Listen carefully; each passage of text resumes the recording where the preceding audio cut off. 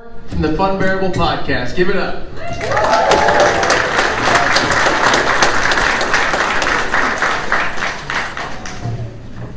Rhode Island, there are a lot of people here. I am delighted. Rhode Island Comic Con, give it up for yourselves.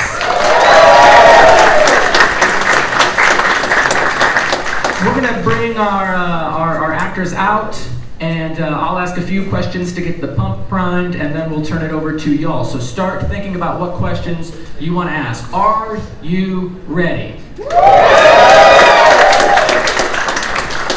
Without further ado, I'm very excited to bring these gentlemen out.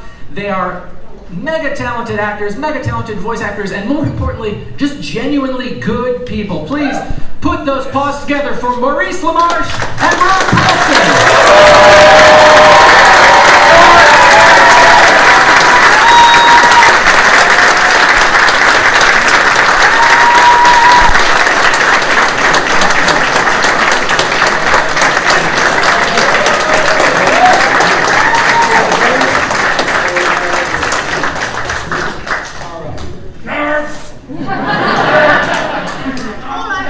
Quiet, me here. I shall have to hurt you.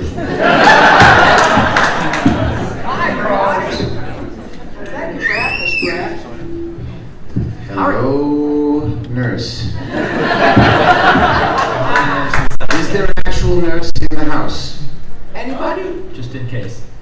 Oh, yes, yes. So they were. Hello, nurses. Always like to speak the truth from you. Yeah. How are y'all enjoying your Rhode Island Comic Con experience? We're having a great time. Everybody sweet. is so kind, so sweet. This is my first. I think it's both of our first times here. First time on Rhode Island. Do you say on Rhode Island or in Rhode Island? In Rhode Island. It's not actually an island. You don't have any passion about that, do you? It's in. It's an island that you're in, not on. Damn it. I always wonder, why are you in a TV or on a TV show but in a movie? So those are my things. Yeah, I feel the same way. Everybody's a critic. Well, especially John Lovitz. I had no idea that it was 100,000 people. This is enormous. But everybody, all you nice people out there from Rhode Island, all you down easters from up yonder. One of my dear friends is from North Kingstown, Rhode Island. So it's a real pleasure to be here. That's great. I'm going to dive into my prepared questions before we turn to the audience. Fire away. Both of you, each of you, has done so many voices. Which voices come the most naturally to you? Oh gosh. I've had a couple of characters which pretty much sound like me. Raphael from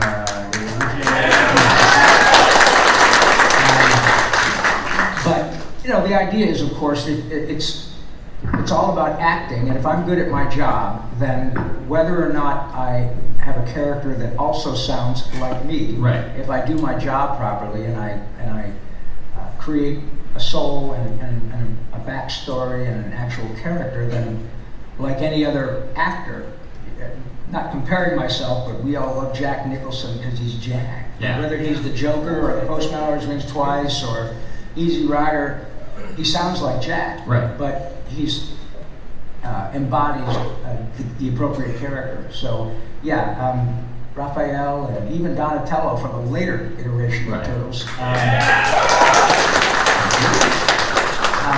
So those are the ones that come easiest, but often the question is asked by Mo and me, is it hard? Well, it's not hard because nobody ever shoves a gun in your mouth to be an actor. No. We chose this. It's pure creative joy. Sometimes it presents challenges depending upon your vocal range, your actual physical construction of your voice box. Mo is one of those people, though, that has transcended all of that with his impressions, sound effects.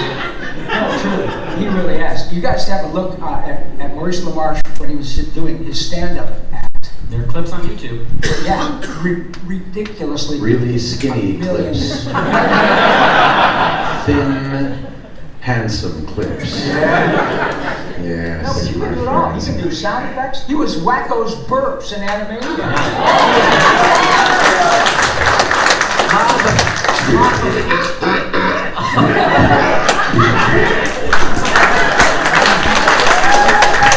How did your dad make it? I was also Wacko's farts. They cut that bit out. I don't know why.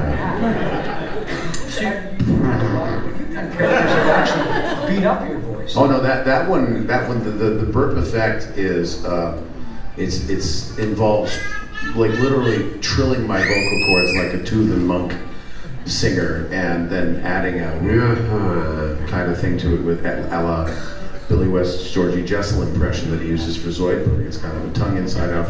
What about Zoidberg? You know, and ladies and gentlemen, and then add and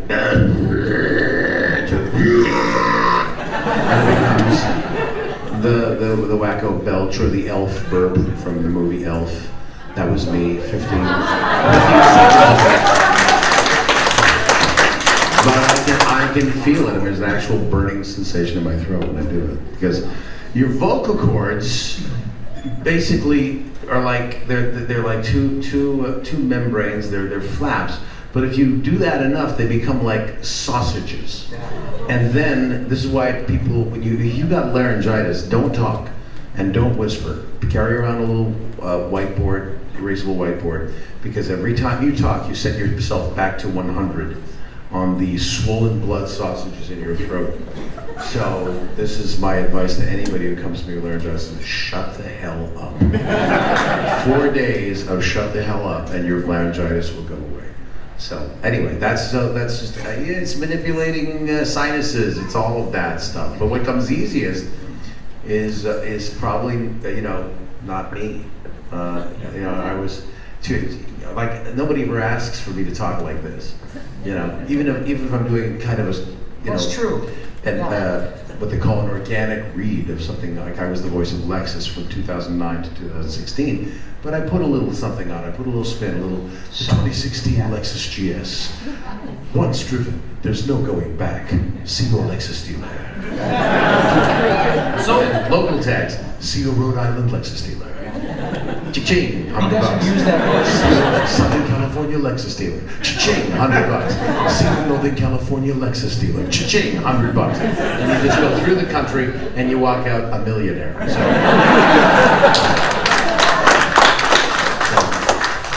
That's great. But both of you. Pardon me, he was Yosemite Sam for quite a while. oh, I liked him. But my vocal cords didn't. That's tough, and Mo is, because he is so gifted in his impressions and creating stuff. I'm right here, Rob. Don't talk about me like I'm not in the room. How many characters did you do on Futurama? I don't know. Somebody with a lot of time, right around the end of the first run, the OG run, when the internet was still young. They counted all the characters. I had at that point 72 characters that were either Isn't that crazy? repetitions, including one-off characters, and then, but I didn't have the most. Tress McNeil had 74. Ah. So yeah, I'm not the most prolific, but that that amateur Billy West, he only had 53. Go take a workshop, Billy. That's perfect. Both of you have been in the industry for quite a while. How has it changed from your nascent days? So much. Yeah. I mean, not leaving your house for an audition now. I hate that. walk into the closet, lay it down, and then wait. I actually liked the days when we would go in and get direction. Yes. That type of thing. And I liked going to a recording studio. I mean, COVID has altered that for Right. I don't know how much longer, but I'm getting damn sick and tired of it. I mean, when we did the original series and the two comebacks of Futurama, we were always in a nice semicircle. The entire cast was there. We bounced off of each other when there were cuts. We goofed around. We built an entire show that we take around to comedy festivals called Outtake-A-Rama, based on Billy and John DiMaggio and me, and our ability, our propensity for doing outtakes. Fantastic. Which are, the Orson Welles outtake, which is where Brain came from, the famous, frozen peas, William Shatner outtakes, all that. There's we did a whole show. David X. Cohen is our host, and a lovely young actress named Jessica Marshall Gardner is our wheel girl. She spins the wheel, and it's improv. We've got to do the outtake that's on the wheel, even though it's not improv because we actually know these voices very well. But it's that has gone away because we can't shtick in between, and the shticking in between is somewhat about our egos and our ADD and all of that, and there's another part of it about keeping the comedy energy going. Yes. You don't want to just be funny and then sit here on Zoom. Yeah. For 2 minutes until they call it. You just it goes down. You want to keep it going. So for me, it's been a little bit different, just a lot different actually. This pandemic and its effects. Also, the proliferation of non-union work. Sites like Voices123 and Voices.net. I just said their names, and I'm sure that wasn't helpful. But anyway, they a lot of people who want to get started in voiceover, get started doing the auditions that are called for there, and they send them in and they get paid $10 a page. That's not voiceover work as far as I'm concerned, but it's a good way to get started. But as soon as you can, join the union, become SAG-AFTRA, and get residuals for your work. So that also has changed the business model. Yeah, I totally agree. Are you going to jump in any time? Stop me! I'm running off at the mouth. Well, you're supposed to be the genius. I might be. Ray may be the genius, but in our dynamic, I'm the one that's insane. So. I 100% agree with my dear friend Mo. I'm been an actor for a long time, and when you go into an audition in a traditional sense, I'm sure we have actors here, you have the people in front of you who have the power to do this, and you can read the room. If I improv a line or I tweak it and I see somebody on the other side of the glass going, then I got him. Yeah, it feels good. So you can't do that online. Right. But it is the way it is, and boy, talk about necessity being the mother of invention. We were able to work on Pinky the Brain and Animaniacs reboot stuff from home, but we already had the gig. Yes. To continue to get more work is very difficult with that new trend, but c'est la vie, that's the way it is. I have to tell you that the upshot of all this wonderful work that Mo and I have been so incredibly fortunate to do is that we're both old enough to have a legacy of characters that many people find enjoyable and make them happy. But we're young enough to travel around and do these events. And folks, I am serious as a freaking heart attack. The way you all embrace us, you are so kind. You tell us the most profoundly powerful stories about how Animaniacs got you through this, or Futurama, you were in a really acrimonious divorce and the only thing that kept you sane. We are learning that our work is about way more than our paycheck. Yes. And that is an enormous gift to us. Were we not able to have these events, we never would have known that. So we all owe you an enormous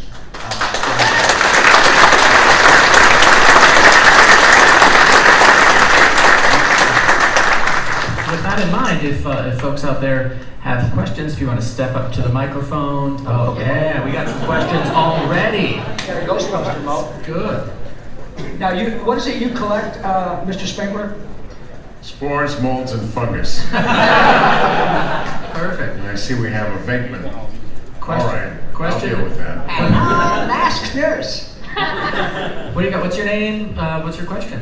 My name is Jade. My question is, have you ever gotten a script and opened it and read it and been like, they want me to say what? Oh, sure. Perfect example. My first lines on Rick and Morty were, "Where are my testicles?"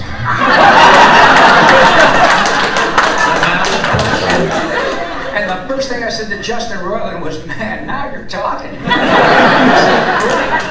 and I both had the great good fortune of working on that show. And by the way, if you do see them, please let me know. The standard. I think your wife has them in the I was gonna say- refrigerator. You got any Szechuan sauce? Yeah, no kidding. Perfect. Hi. Hi, how are you? My name is You're a Los. Dexter's Lab fan. I am. Cool. What a shirt that is. Thank you. My question is, having worked for so many different stations and channels, WB, Cartoon Network, Nickelodeon, which one was your favorite, or was there a difference? The one that had the best snacks.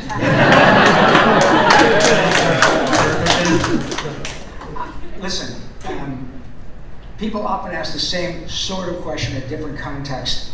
Is there anything that you didn't like working on? Somebody pays me every single time I work, and so far the check has never not cleared. So I'm grateful for all the work. With respect to different companies or I don't have a preference. I've had more good fortune, particularly with Warner Brothers and Nickelodeon. Both of them. Disney to a large extent too. A lot of work for Disney, but the stuff that people seem to recognize me for are Warner Brothers and Disney. But Mo, you do got Fox and all kinds of stuff. Yeah, I mean, I've had the tremendous good fortune to end up on some good Fox primetime stuff like The Critic, Futurama. I get to guest on Simpsons. The Simpsons about once or twice a year. I've done 26 Simpsons, usually as Orson Welles. And there's a new show called Crapopolis coming from the mind of Dan Harmon next year, and it's about the beginning of civilization. And I table read every episode, but I only was in 3. I mean, he's using really top people just for the table reads. I mean, Eric Bowes is on the table reads, Matt Gourley's on the table reads. But then inevitably they put in a celebrity in the part. But I've managed to make the cut to 3 episodes, and I'm really looking forward to seeing it. Thank you, my friend. Thank you. How you doing, sir? But when in doubt, craft services, am I right? Yeah, Yeah, exactly right. That's right. You get it. I know you've got a podcast. Is it still going? I think? Thank you very much. I knew for a while that it seemed like your voice wouldn't come back, and I think we were all a bit worried. That Bless your heart. We never get to hear you sing about the countries again. So. Oh, yes. Well, thank you for asking. What is your name, sir? Matt. Matt, thank you very, very kindly. Yeah. Is your podcast still going? It is not in a proper way. To the extent Matt is very kindly asking about a podcast I did, on which Maurice has been a guest half a dozen times, called Talking Tunes. However, due to this wonderful technology, all the audio versions, which started in 2011, are on Spotify. And we did a live-action version with a 4-camera, beautiful set for Nerdist for 2 years. We did about 80 of those, and those are all available on something called Pluto TV. So if you download the Pluto app and you search for Talking Tunes with Rob Paulsen, you'll see it. And I really appreciate you asking. I would like to do it again, but the fact is, Matt, that I was so fortunate to get a shot to do it at, for me, a high level, with a proper set, 4 cameras, great editing, all of that, that I don't want to do it again unless it's, you know what I mean? Because I've spoiled my audience and myself.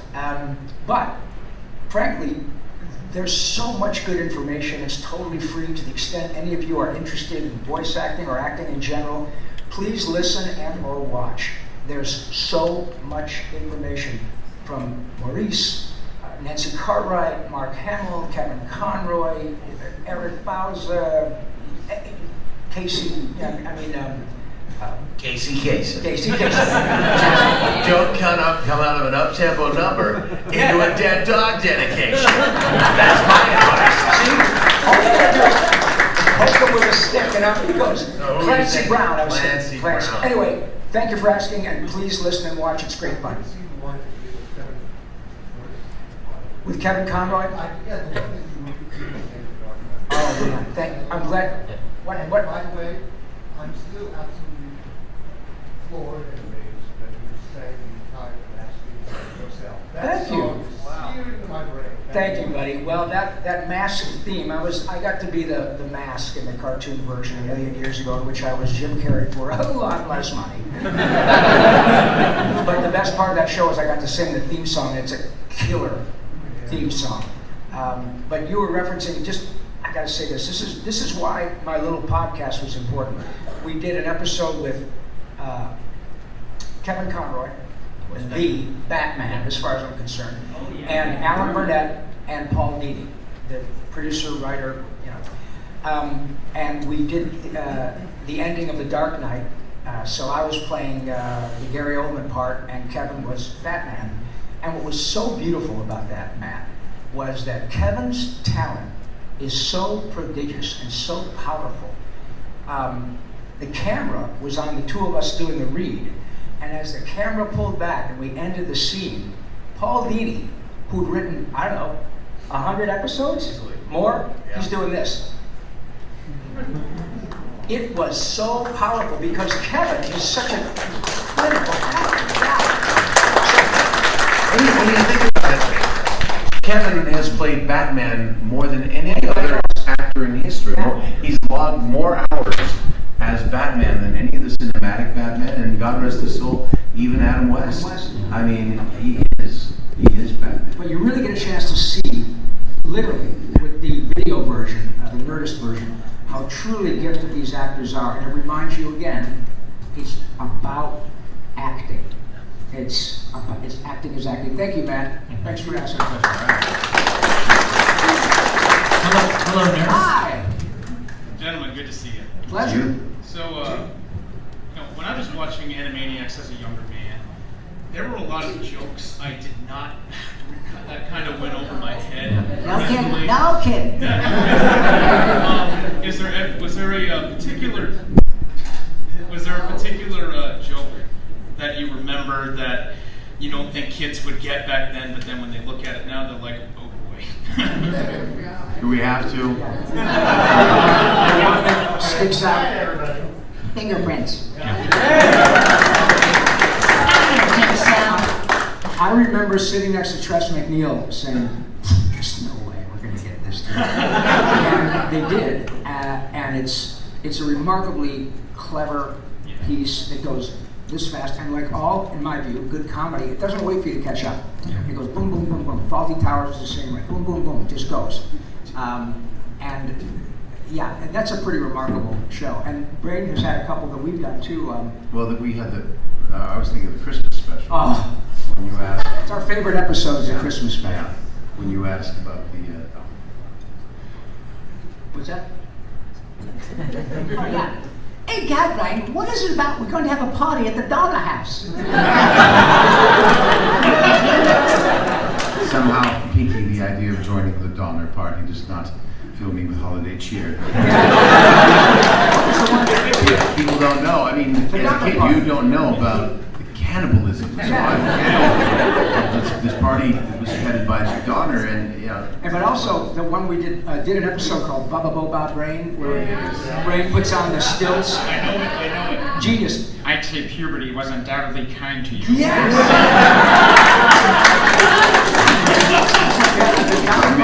Inordinately. Good job. Yeah. Dolly Parton comes up and says, "What did you say? I like you." She says, "I'm a big fan." I really like you. What do you think about that? I think that puberty was inordinately kind to you. It was 25 years ago. Thanks very much, pal. Yes, but also, we couldn't get away with that now. Yeah. That joke is cancelable now. So. Just real quick, Wacko, can you conjugate? Well, I would ask Wacko, but he's not here. I'm Yakko. Can I conjugate? I've never even kissed a girl.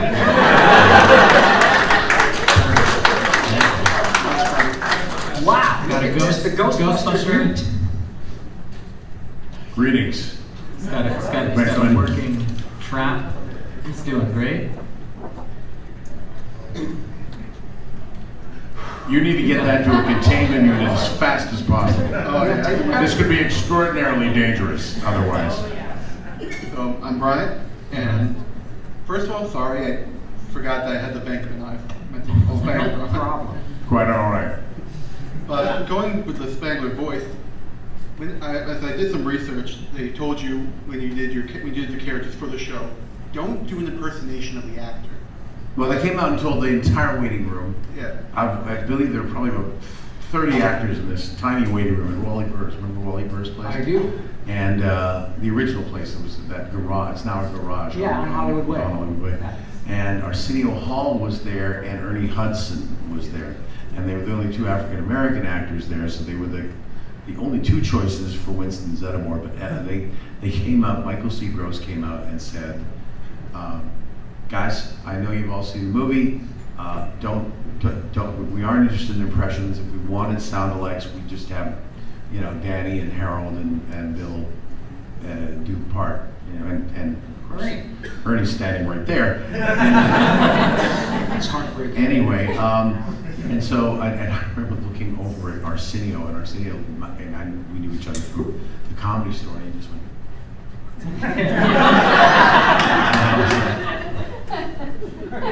So I was like, I got in the booth, I looked at the model sheet of Egon.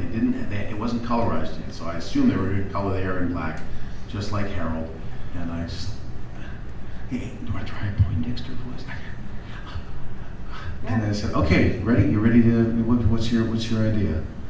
And I had no other idea, so I just went, this could be extraordinarily dangerous, Peter. That's a Force 5 free-roaming ectoplasmic entity. And I read the thing, and then I just hung my head. left the little booth, walking down the hall, and as I came out, Michael came up to me and said, okay, you get to do an impression. How about that?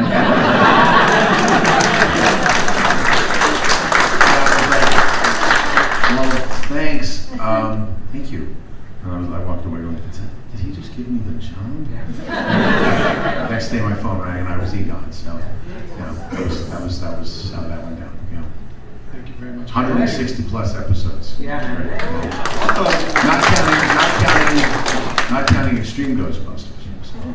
Real quick, what did you think of the Q5 changes in the later seasons? The which? When they brought in the Q5 people to change the show up, where they replaced, they replaced Lorenzo Music, they replaced Arsenio with... Well, Arsenio left because he got a national talk show in prime time. So, I mean, he tried for just a little while to juggle both, and his schedule just wouldn't allow for it. The Lorenzo Dave switch, I love them both. I don't have a preference as to either of their Venkmans or Venksmen. But that was strictly based on, unfortunately, an offhand remark, a totally innocent remark that Bill Murray made at a party to Joe Medjick, and he just said, how come Harold's guy sounds like him and my guy doesn't sound like me? And they just fell all over themselves to get an impressionist in there. And Dave does a great Bill Murray, and I love Dave. He's become a dear friend over the years. But that's... Did Dave Herman? Coulier. Oh, Coulier did. Right. That's right. Yeah, and so, it was unfortunate. I know Lorenzo was hurt, but he's also been in the business forever, so he gets recastings. We all have to. We've all been recast in something. Oh yeah. Frozen 1 versus Frozen 2, for example. I just had to accept that they wanted a celebrity in the part the next time around. But I reckon Bill Murray's keeping his mouth shut now. Well, I don't know. The crowning injustice, not injustice, but irony is that he ended up playing Garfield. The character Lorenzo, talk about a voice that comes easily, that's his default voice. Exactly how Lorenzo talks like that. And so, in fact, Lorenzo had to amp up his energy to play Venkman. Yeah. Because all the action sequences. He was Garfield. Basically, Lorenzo's just this really mellow guy.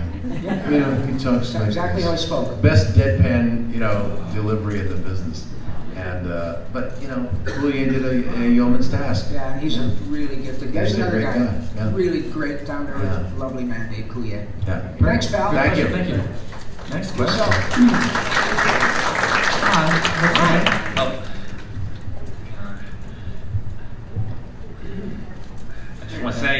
short and brief as possible, and I hope you can be too. I've been a huge. I can't. You can be, but it's not possible. I've been a huge, the real Ghostbusters fan from the very beginning. I watched the cartoon show all the time, and I had a lot of the toys. And I really liked the voices of the characters you did from other shows that were so funny, and Dominion, Pinky, and the Brain. They really made me laugh. Thank you. And okay, and just two little quick questions. Okay. Yes, sir. Okay, so where's the characters? So okay, I know that when the transition from the real Ghostbusters to Slimer to Ghostbusters, I mean the voices for Peter and Janine were changed, but I'm sure that Winston, Egon, and Ray and Slimer were still the same people for the next seasons, right? Well, Winston, as I said, Arsenio went on to do his own talk show.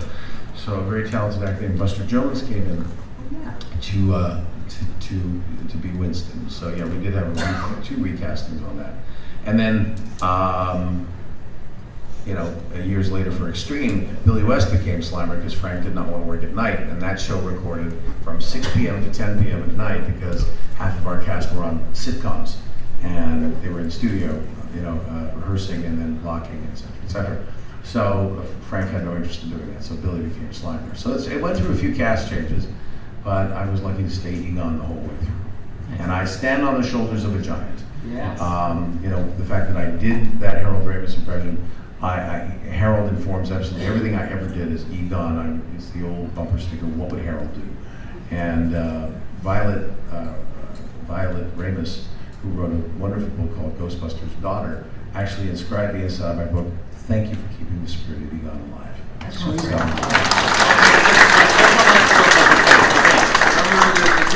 Like knock knock, you said this line. If I told you a little story, you wouldn't have done it. And then there was the poultry guys, and you were about to change back into the chicken monster going. No! You think you can do those two lines for us? You just did, and you did them better than I did. My voice is shot after 2 days of talking to people. But thank you. Hi. What's your name? My name is Joe T. Hello, Joe. My dad's actually here with my dad. Hello, Joe's dad. Yeah, he actually has the same name as me. No kidding, my dad did too. Wow, what a coincidence! How about that? And anyway, my question is for you guys. Considering the Brain's the voice of the Brain is basically 65% Orson Welles and 35% Vincent Price. How would you feel if Warner Archives called and had you do a commentary together on one of Orson Welles' movies in character? I wouldn't feel qualified, to be perfectly honest. I'd have to really steep myself in the film, and to carry it off as being authentically Orson Welles back from the grave. I never did like this shot in Citizen Kane. I dug the hole deep enough to really get across the true depth of the gravity of this mise en scène. Mise en scène. Yes. French, long been celebrated for its excellence. Anyway, that'd be cool. I'd try to rise to the occasion. I would listen to a Pinky and the Brain commentary on Citizen Kane.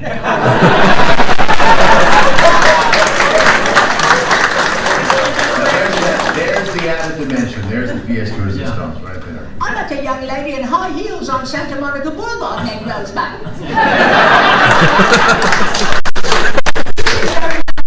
And asked for money. Yes. Rosebud frozen peas.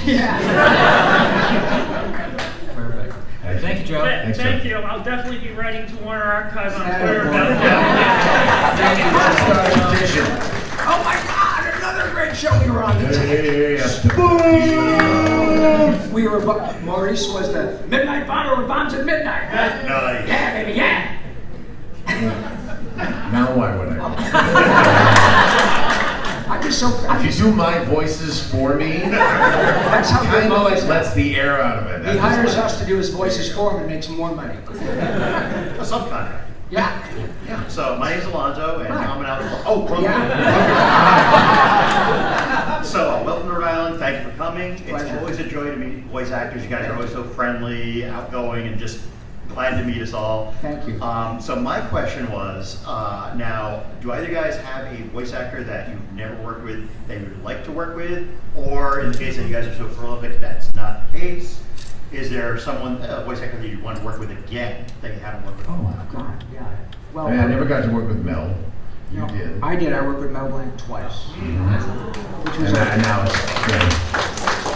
that was a remarkable experience. And I told him, we were working on a Jetsons project. Jane, his wife.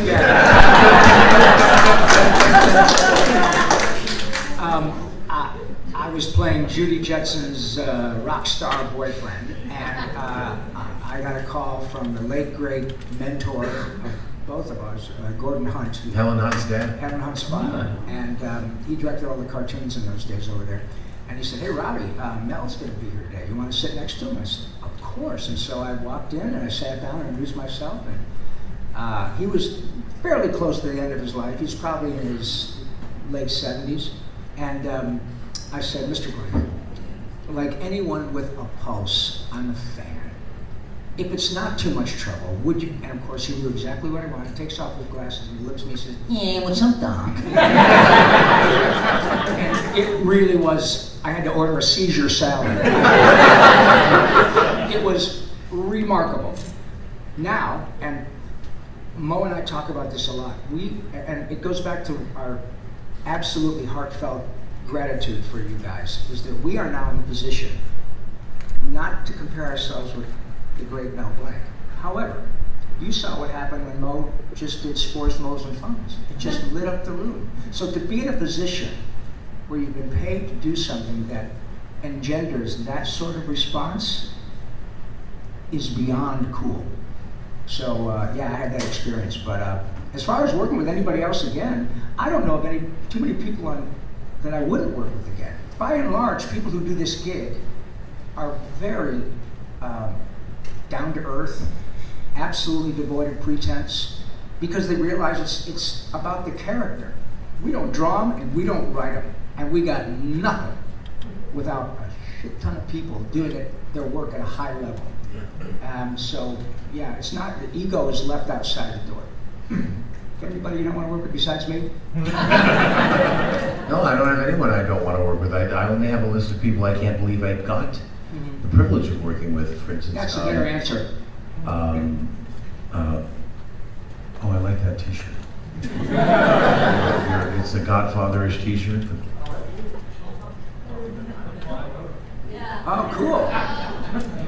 Oh, the paw feather? Oh, the paw father. Nice. I like that. I'm sorry, I was ADD there.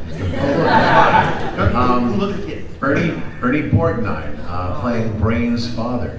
Roddy McDowell, Hollywood legend Roddy McDowell, playing Brain's nemesis. I mean, the half dozen or so times we got to work with him, he was always a gentleman and total pro. He came to work and always early. One time we got there and they hadn't opened the studio yet, and Roddy was standing outside, a beautiful, checkered jacket and ascot tie, and he was just never a sense of this being B-list kind of work or anything like that. To him, an acting job was an acting job was an acting job, and he put everything into playing Snowball, and a real inspiration. And then we didn't know at the time he was battling cancer. Yeah. Never remarkable experience. Never let anyone know. He was from a more stoic type. Yeah. And this is a guy that used to have Elizabeth Taylor and Jane Fonda over to his house. There's Roddy. If you YouTube Roddy McDowell home movies, and you just see like kind of people who just hung out at his Malibu, place, just to go play on the beach. So I've had nothing but good experiences. Yeah. Thanks for your question. And thanks for watching The Tick. Spoon indeed. It's even the comics that are written right here in New England. Great stuff. That was a great show. Yeah. Definitely still is. Thanks, pal. Thank you. Appreciate it. And thank you again for coming. Our pleasure. Hi. We are running low on time, so I just want to let people know that. Hi everybody, What's my your name? name is Chris. I have a question for Carl Wheezer, Yosemite Sam. I don't know what's wrong with your voice. I think it's just inspiration, but For me, it's perspiration. And for me, it's frustration. Get to your question. Go ahead, fire away, Carl. Yeah. What do you think of Rhode Island so far? Would you visit again? Did you have any funny interactions, and did you have any good food? Well, I had a really excellent croissant. And it's a lovely state, even though it's really tiny, but I would find it a little more enjoyable if Jimmy's mom were But apart from that, it's really great, and I bought a new inhaler. Pretty fair. What about you, Yosemite? That's Rhode Island. But I didn't get to have no Italian food, unfortunately. I was so exhausted I just had room service. And last night we went to Hemingway's for seafood. That was pretty delicious, but I missed out on the Italian food, and that's actually such a serious subject for me that I stopped doing the voice, and I'm talking to you in my sincere Maurice Lamarche voice. But unfortunately, I've got a 5 o'clock flight, so I'm not going to get to stay. So hopefully they'll have me back in a couple of years, and I'll get to try it.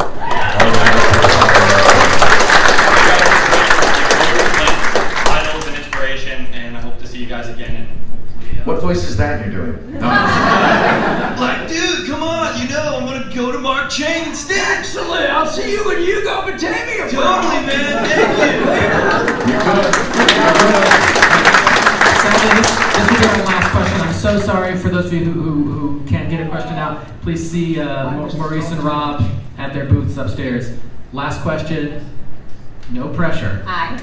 Wow, you sure you want to piss this guy off? He's got a weapon that's taller than I am.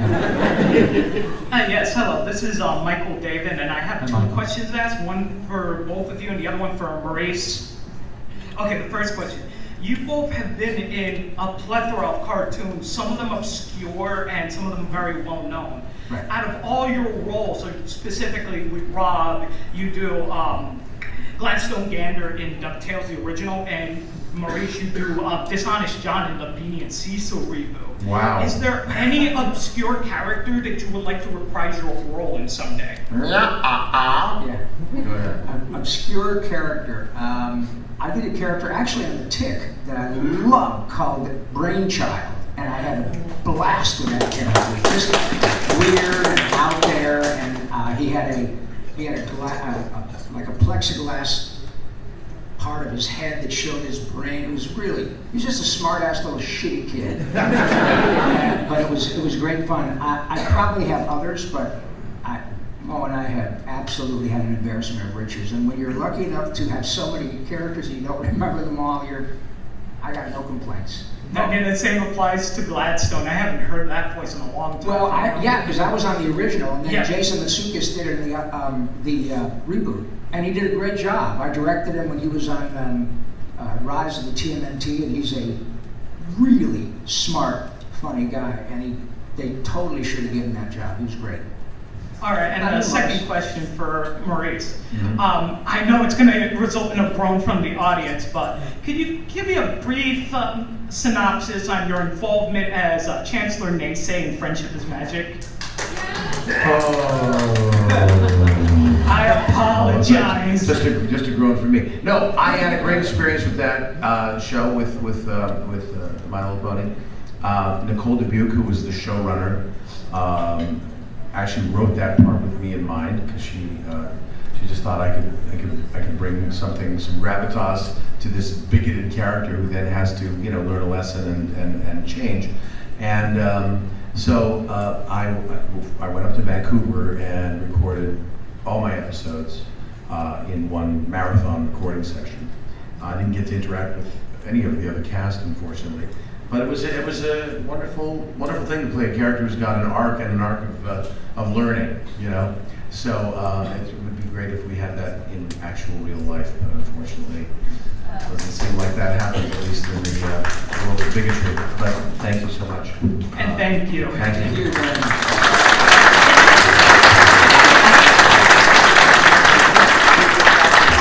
Rob Paulsen Maurice Lamarche, thank you so much for doing this panel. I wish you just nothing but the best, professionally, personally, and otherwise. Rhode Island Comic Con.